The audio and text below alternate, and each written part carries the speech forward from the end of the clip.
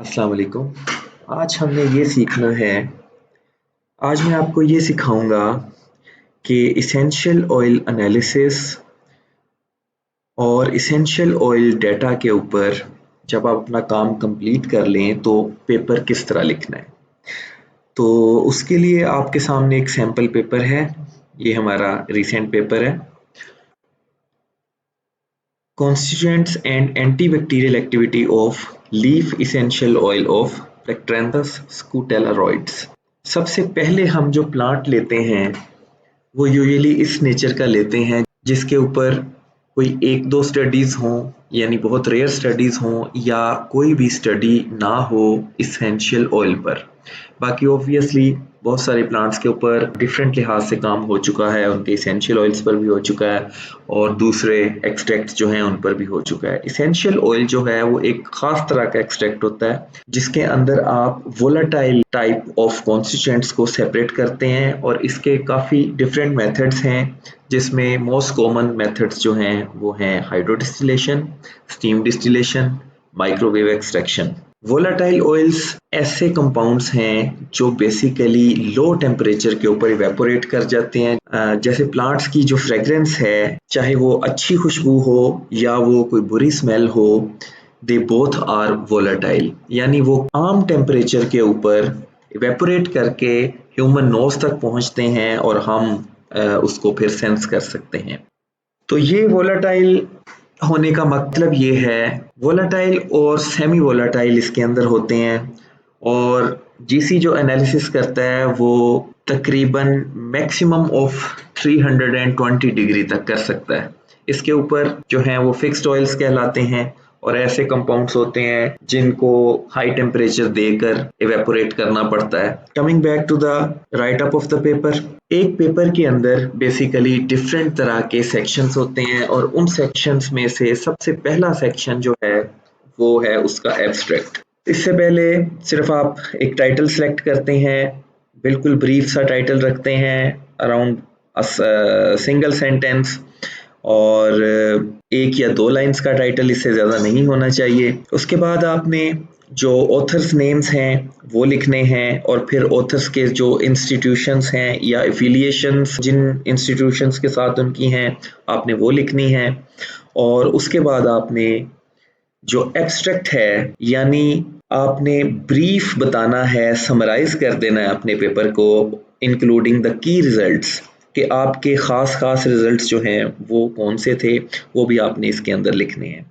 जैसे आपके सामने एब्स्ट्रैक्ट है कि हमने बताया कि हमने इसमें इसेंशियल ऑयल जो है लीफ का और प्लांट का नाम लिखा कि प्लेक्ट्रेंथस से हमने लीफ इसेंशियल ऑयल जो है एक्सट्रैक्ट किया और हमने उसकी एंटीबैक्टीरियल एक्टिविटी और उसकी इसेंशियल ऑयल कॉम्पोजिशन दोनों पर काम किया और ये फर्स्ट रिपोर्ट है उसकी एंटीबैक्टीरियल एक्टिविटी पे।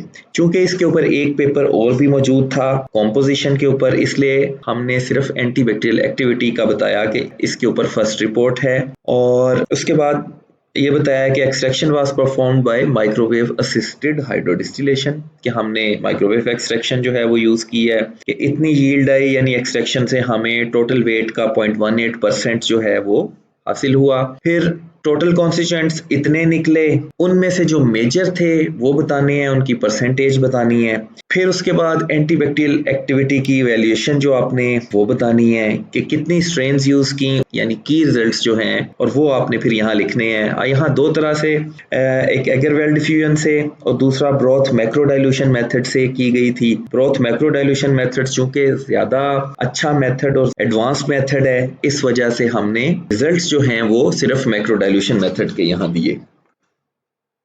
फिर एक ग्राफिकल एब्स्ट्रैक्ट है, ये बताता है बेसिकली कि आपने बिल्कुल जिस तरह एब्स्ट्रैक्ट है आपका कि अपने एब्स्ट्रैक्ट में क्या किया था, इसी तरह आपने इसको ग्राफिकली प्लॉट कर देना है। फिर उसका इंट्रोडक्शन पार्ट है।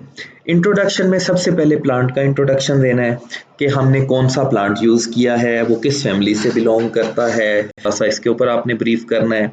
फिर आपने बताना है कि क्या इसको किसी और प्लांट के साथ इस स्पीशी को कंफ्यूज तो नहीं किया जाता, कोई कंफ्यूजन है तो वो आपने बतानी है। और अगर इसकी कोई सिस्टर स्पीशी है यानी इंतहाई क्लोजली रिलेटेड स्पीशी कोई है तो आपने वो भी बतानी है। अगर इसकी कोई सब स्पीशी है तो वो भी आपने बतानी है। सब स्पीशी यूजुअली जैसे टूना सीलिएटा, उसके साथ लीनियस लिखा हो सकता है, उसके साथ ऑस्ट्रेलिस लिखा हो सकता है। ऑस्ट्रेलिस से मुराद है कि जो ऑस्ट्रेलिया के अंदर पाई जाती है। तो इसमें माइन्यूट सा डिफरेंस होता है, स्पीशी सेम होती है लेकिन सब स्पीशी जो है वो डिफरेंट होती है। इसकी प्लेक्ट्रेंसिस की जो सब स्पीशी है वो है लीनियस, जिसका शॉर्ट फॉर्म जो है वो आप लिख सकते हैं एल डॉट की फॉर्म में।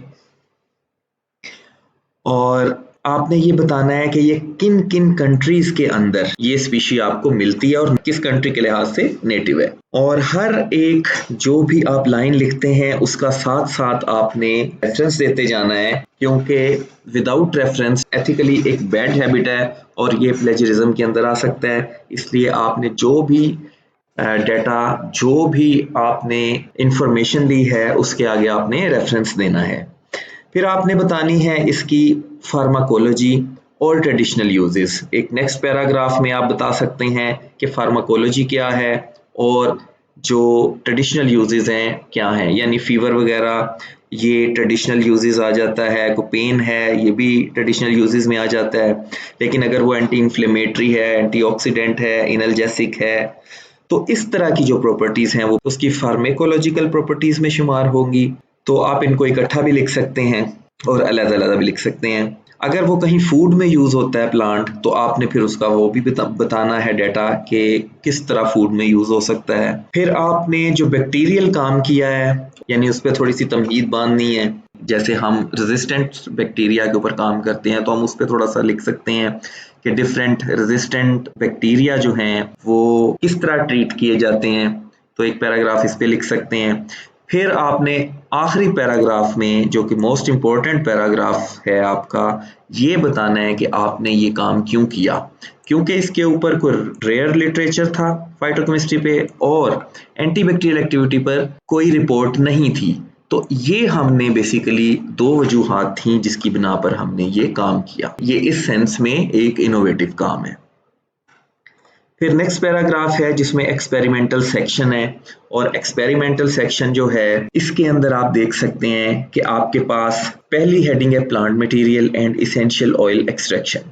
यानी आपने प्लांट जो है वो कहीं से परचेज किया था, आपने कहीं से कलेक्ट किया था, यानी खुद तोड़ के आप लेके आए थे। किस जगह से तोड़ के लेके आए थे वो जगह भी आपने नेम बताना है, या जहां से आपने इसको परचेज किया है उस जगह का नेम बताना है। फिर प्लांट साइंस के अंदर हमने लाजमी इसकी आइडेंटिफिकेशन करवानी होती है थ्रू सम स्पेशलिस्ट। जैसे यहाँ हमने डॉक्टर अब्दुल रहमान नियाजी साहब और बॉटनी उनका सब्जेक्ट है, तो ये हमने उनसे आइडेंटिफाई करवाया और फिर उसके बाद हर्बेरियम में इसका एक वाउचर स्पेसिमेन नंबर लिया, यानी इसको एक हर्बेरियम नंबर असाइन किया गया जिसे वाउचर स्पेसिमेन नंबर कहते हैं। ये भी लिखना जरूरी होता है। तो एक हर्बेरियम शीट के ऊपर बेसिकली लगा के दिया जाता है प्लांट, बिल्कुल प्रेस्ड फॉर्म के अंदर चिपकाया जाता है ड्राइड फॉर्म में। उसके बाद हम इसे सबमिट करते हैं तो हमें ये एक नंबर यहाँ मिलता है जो कि हमने अपने पेपर में लिखना होता है। फिर आपने बताना है कि कितने ग्राम्स आपका प्लांट था, उसको कैसे आपने ट्रीट किया। फिर आपने एक्सट्रैक्शन के लिए जो है कौन सा माइक्रोवेव यूज किया, कौन कौन सी उसकी कंडीशंस थी, पावर लेवल कितने पे एडजस्ट किया और कितनी आपने कंसेक्टिव एक्सट्रैक्शंस की थी। एट द एंड आपने इसको कितने डिग्री के ऊपर स्टोर किया।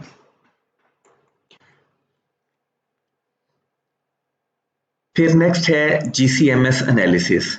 ये आप एक्सपेरिमेंटली बता रहे हैं, आपने एक्सट्रैक्शन कर ली, एक्सट्रैक्शन करने के बाद आपने इसको गैस क्रोमेटोग्राफी मैस स्पेक्ट्रोमीटर के, यानी गैस क्रोमेटोग्राफ मैस स्पेक्ट्रोमीटर के अंदर रन किया।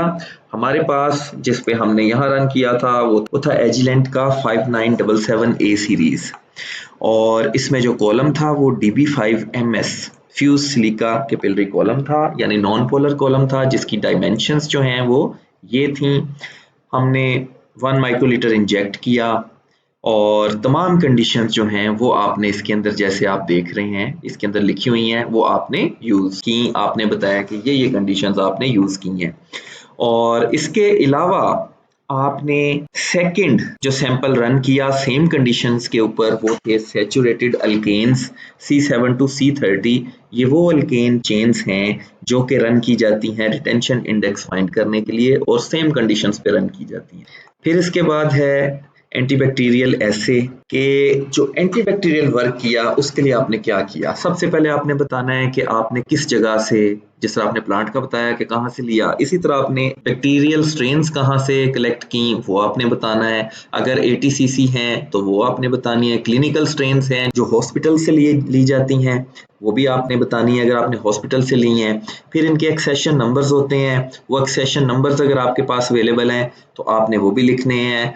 जैसे वाउचर स्पेसिमेन नंबर दिया जाता है प्लांट को, इसी तरह इनके एक्सेशन नंबर साइन किए जाते हैं इनको, ताकि इनका डाटा जो है वो रखा जा सके। तो आपने वो एक्सेशन नंबर्स जो हैं वो अपने पास रखने हैं, होने चाहिए, पास पेपर्स में मांग लिए जाते हैं। और डिफरेंट तरह की कौन कौन सी स्ट्रेन्स यूज की हैं फिर आपने वो बता देना है। वो आया के रेजिस्टेंट थी या नॉन रेजिस्टेंट थी ये भी साथ आपने लिखना है। फिर एगरवेल डिफ्यूजन ऐसे, इसमें पहले हमने एगरवेल डिफ्यूजन ऐसे यूज किया तो उसकी तमाम कंडीशंस बताई कि हमने LB एगर यूज किया था और 5 mm का डायमीटर जो है उसके हमने बोर किया था। फिर उसके बाद इसेंशियल ऑयल को कैसे यूज किया, कितने कितने mgs के अंदर यूज किया, ये आपने बताना है। फिर है ब्रोथ डाइल्यूशन ऐसे, यानी मैक्रो ब्रोथ डाइल्यूशन ऐसे हमने यूज किया था to find minimum inhibitory concentration. MIC find करने के लिए ये मेथड यूज किया जाता है। तो इसका आपने एग्जैक्ट बताया। दो तरह के सॉल्वेंट्स आप यूज कर सकते हैं यूजुअली, एक है वाटर। सबसे अच्छा मेथड है कि अगर वाटर यूज कर लिया जाए बजाय किसी और सॉल्वेंट के, चूंकि वाटर जो है वो बैक्टीरिया के ऊपर इफेक्ट नहीं होता, उनको किल नहीं करता, इसलिए वाटर जो है बेस्ट सॉल्वेंट है। वैसे भी यूनिवर्सल सॉल्वेंट है और नेचुरल सॉल्वेंट है, तो आप बैक्टीरियल एनालिसिस के लिए सबसे पहले वाटर यूज कर सकते हैं। तो preferably water, otherwise you have to dissolve it into DMSO। DMSO जो है इसकी थोड़ी सी एक्टिविटी होती है, इसलिए आपको एक नेगेटिव कंट्रोल भी साथ लगाना पड़ता है। नेगेटिव कंट्रोल से मुराद ऐसा कंट्रोल है, यानी जब आप DMSO लगाएंगे तो आप ये देखेंगे कि आया कि DMSO ने कोई एक्टिविटी दी, कोई जोन बनाया या नहीं। अगर DMSO जोन बनाता है तो उतना जोन आपने फिर बैक्टीरियल एनालिसिस के लिहाज से उसको रिलेटिवली सब्ट्रैक्ट कर देना होता है, या रेफरेंस के तौर पे ले लेते हैं कि इतना तो DMSO बना रहा है और उससे ऊपर वाला जो है वो सैंपल बना रहा है। ऑब्वियसली अगर DMSO की अपनी एक्टिविटी है और बैक्टीरिया पे आ रही है तो वो फिर आपको सब्ट्रैक्ट करनी पड़ेगी। इसेंशियल ऑयल चूंकि वाटर के अंदर डिसॉल्व नहीं होते इजीली, इसलिए हम यूजुअली इसेंशियल एनालिसिस के लिए DMSO ही यूज करते। तो यहाँ हमने DMSO यूज किया। उसके बाद ये एक टेबल बना हुआ है जिसमें सबसे पहले हम बताते हैं कि रिटेंशन टाइम के लिहाज से इंक्रीजिंग ऑर्डर में हम अपने इसेंशियल ऑयल्स जो हैं, जो कंपाउंड्स आइडेंटिफाई हुए हैं उनको इस रिटेंशन टाइम के सामने लिखते जाते हैं। जैसे आप देख रहे हैं 5.1 से आगे बढ़ता जा रहा है और 30.64 पे लास्ट कंपाउंड आया है ये वाला। तो फिर name of compound second column में उसके सामने लिखना है। फिर रिटेंशन इंडिसेस जो हैं कैलकुलेटेड या रिटेंशन इंडिसेस लिटरेचर से जो आपने फाइंड किए हैं, ये दोनों आपने लिखने हैं और ये दोनों को मैच करना चाहिए। इसमें मैक्सिमम डिफरेंस मैंने दूसरी वीडियोस में भी बताया था जहां इनकी डिटेल्स है कि कैसे फाइंड करने हैं। मैक्सिमम डिफरेंस इसका 10 होना चाहिए, इससे ज्यादा नहीं होना चाहिए, और अबव 20 बिल्कुल ही हम इसको यानी कंफ्यूजिंग वे में लेंगे कि आया कि ये ठीक है भी या नहीं। और जो सबसे बेहतर है वो +-2 के लिहाज से डिफरेंस होना चाहिए। जैसे आप देख सकते हैं 929, यहाँ कोई डिफरेंस नहीं है, यहाँ +3 का डिफरेंस है, 75 है एक जगह, तो इट्स 3 मोर देन 972। फिर लास्ट कॉलम के अंदर आपने लिखनी है रिलेटिव अबंडेंस इसकी जो परसेंटेज है, ओवरऑल परसेंटेज। तो उसमें आपने ये देखा यहाँ T लिखा हुआ है। T का मतलब है कि ट्रेस से मुराद है कि जिसकी 0.1 से भी कम वैल्यू होती है उसको हम ट्रेस ले लेते हैं, यानी वो बहुत थोड़ा सा कंपाउंड है। जो मैक्सिमम अबंडेंस के कंपाउंड हैं या मोस्ट डोमिनेंट कंपाउंड्स जो हैं आप देख सकते हैं, जैसे ये 24.57 है, 14.53 है, तो ये मेजर कंपाउंड्स हैं। फिर रिजल्ट्स एंड डिस्कशन पोर्शन आता है। इसके अंदर हमने ये करना है कि सबसे पहले हमने बताना है कि जब हमने एक्सट्रैक्शन की तो किस तरह का ऑयल आया, किस कलर का आया, उसकी कितनी यील्ड थी। फिर हमने आ जाना है कि टोटल कितने जो कॉन्स्टिट्यूएंट्स हैं वो आपने आइडेंटिफाई किए और उनकी टोटल जो परसेंटेज है वो कितनी बनती है। यानी इन सब की आइडेंटिफाइड कॉन्स्टिट्यूएंट्स की आप परसेंटेज को ऐड कर लेंगे और उसके बाद ये ओवरऑल आपके पास निकल आएगी। फिर मोस्ट डोमिनेटिंग बताने हैं, उसी तरह जिस तरह एब्स्ट्रैक्ट में बताए थे कि कहाँ कौन कौन से हैं और टेबल 1 में शो किए गए हैं। और फिर आपने इसकी दो तरह की प्रॉपर्टीज बतानी है। एक आपने बतानी है कि आया ये इनमें से कौन कौन से जो है फ्रेग्रेंट हैं, यानी ऑर्डर किन, और फिर इस प्लांट की जो बेसिकली खुशबू है वो किस कंपाउंड की वजह से हो सकती है, क्योंकि जब हम प्लांट को सूंघते हैं तो एक खास तरह की स्मेल आती है और वो किसी एक खास कंपाउंड की वजह या दो कंपाउंड की वजह से हो सकती है। तो हमने डिफरेंट कंपाउंड्स की फ्रेग्रेंस लिखनी है। फिर हमने उन तमाम की बायोएक्टिव प्रॉपर्टीज लिखनी है कि किस किस कंपाउंड की क्या क्या बायोएक्टिव प्रॉपर्टीज हैं। खासकर चूंकि हम ये पेपर लिख रहे हैं एंटीबैक्टीरियल यानी बैक्टीरिया के लिहाज से, तो इसलिए हमने उन कंपाउंड्स की एंटीबैक्टीरियल एक्टिविटी जो लिटरेचर में पहले निकल चुकी है वो बतानी है कि कितनी कितनी ये आ चुकी है। यानी वो हमने फिर इसको जस्टिफाई करना है कि चूंकि हमारे पास ये एंटीबैक्टीरियल कॉन्स्टिट्यूएंट्स निकले हैं, इसी वजह से इस प्लांट की एंटीबैक्टीरियल एक्टिविटी है। फिर आपने जो इसकी सिस्टर स्पीशी है, अगर क्लोजली रिलेटेड स्पीशी है या कोई दूसरी स्पीशी जो है उनको डिस्कस भी करना है एज अ कंपैरिजन कि हमारे में जो मेजर कॉन्स्टिट्यूएंट्स हैं प्लांट में वो क्या थे और जो दूसरी स्पीशी हैं सेम जीनस की उसके कॉन्स्टिट्यूएंट्स जो हैं वो मेजर कौन कौन से थे और फिर इनमें कितने सिमिलर थे। लाइक अगर 50-50 दोनों में निकले हैं तो उस 50 में 25 सिमिलर थे या 30 सिमिलर थे, यानी सेम कौन से थे। तो आपने सेम कंपाउंड्स बताना है और फिर मेजर कंपाउंड्स जो हैं उसके क्या थे और हमारे के क्या हैं ये बताना है ताकि कंपैरिजन हो जाए। फिर आपने नेक्स्ट बताना है कि टेबल 2 में क्लासिफिकेशन करनी है इन्हीं तमाम कंपाउंड्स की। क्लासिफिकेशन ये आपके सामने है कि मोनोटर्पीन्स जो हैं वो क्लासिफाई कर दी गई हैं और जिसमें आप देख सकते हैं कि कैसे क्लासिफिकेशन की है। टेबल 1 में जो नंबर थे 1, 3 एंड 4 वो बिलोंग करते थे, यानी पहला, तीसरा और चौथा जो कंपाउंड थे वो बिलोंग करते थे मोनोटर्पीन से। इसको फाइंड करने के लिए आप सिंपल कंपाउंड का नाम लिखें, गूगल के ऊपर एंटर कर दें तो आपको विकिपीडिया पर ही बता देता है कि ये कंपाउंड जो है कोई मोनोटर्पीन है या क्या है। या आपको बाय नेचर वैसे ये क्लासिफिकेशन पढ़नी चाहिए ताकि आपको समझ आ जाए कि कौन सा कंपाउंड स्ट्रक्चर देखते ही आपको पता चल जाए कि किस क्लास से बिलोंग करता है। तो इसी तरह सबसे ज्यादा जैसे आप देख सकते हैं इसमें सिस्क्यूटरपीन्स जो हैं वो सबसे ज्यादा थी और जिसमें ऑक्सीजन लगा होता है उन सिस्क्यूटरपीन्स को ऑक्सीजनेटेड कहते हैं।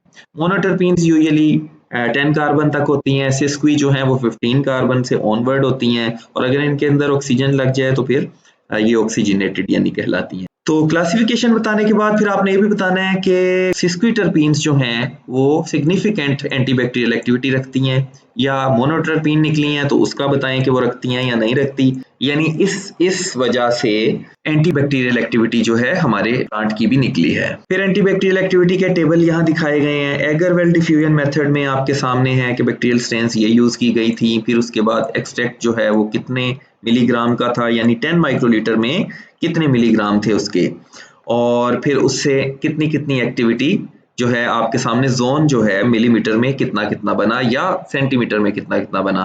तो यहाँ जोन जो है वो सेंटीमीटर्स में दिया है। 1.2 centimetre means 12 mm, 3.5 means 35 mm। तो यहाँ आप देख सकते हैं सबसे ज्यादा जो है वो 3.5 यानी एस टाइफी के अगेंस्ट आई और पॉजिटिव कंट्रोल ने इससे भी ज्यादा दी 4 दी, यानी डॉक्सीसाइक्लिन जो है आपने यूज की 25 माइक्रोग्राम, उसने इसका इतना ज्यादा जोन बनाया। ये डॉक्सीसाइक्लिन पॉजिटिव कंट्रोल कहलाएगा।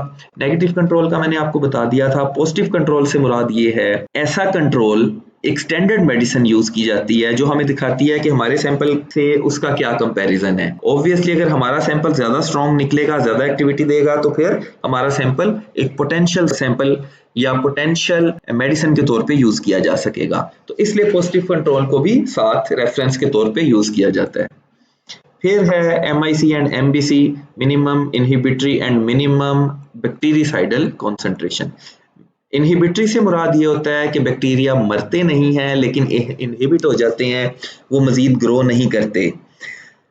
और मिनिमम बैक्टीरिसाइडल कॉन्सेंट्रेशन ऐसी कॉन्सेंट्रेशन होती है जिसके ऊपर आफ्टर 3 डेज भी कोई बैक्टीरिया ग्रो नहीं करते। 24 आवर्स के बाद हम मिनिमम इनहिबिटरी कॉन्सेंट्रेशन लेते हैं और आफ्टर 72 आवर्स हम बैक्टीरियासाइडल कॉन्सेंट्रेशन लेते हैं। कुछ प्लेट्स ऐसी होती हैं जिसमें 24 आवर्स तक कोई ग्रोथ नहीं होती सैंपल डालने के बाद, लेकिन कुछ में 24 आवर्स के बाद ग्रोथ होना शुरू हो जाती है, जबकि कुछ में 72 आवर्स के बाद भी ग्रोथ नहीं होती। जिनमें 72 आवर्स के बाद भी ग्रोथ नहीं होती वो बेसिकली बैक्टीरिया टोटली उसके अंदर मर चुके होते हैं, they are already killed, once they are killed they are not able to grow further. तो ये वैल्यूज दी हुई हैं, ये जहां पर ये साइन है इसका मतलब है कि अबव 5 है लेकिन वेरी क्लोज टू 5 है। फिर आपने इसी तरह जिस तरह आपने कंपाउंड्स का कंपैरिजन किया था डिफरेंट स्पीशी के साथ, आपने जो एंटीबैक्टीरियल एक्टिविटी आई है आपके पास आपके प्लांट की, आपने दूसरी स्पीशी की एंटीबैक्टीरियल एक्टिविटी के साथ उसको कंपेयर करना है और साथ बताना है कि कौन कौन से कंपाउंड्स जो हैं उनकी कितनी कितनी एक्टिविटी है। तो खासकर जो मेजर कंपाउंड्स हैं उनका आपने बताना है यहाँ।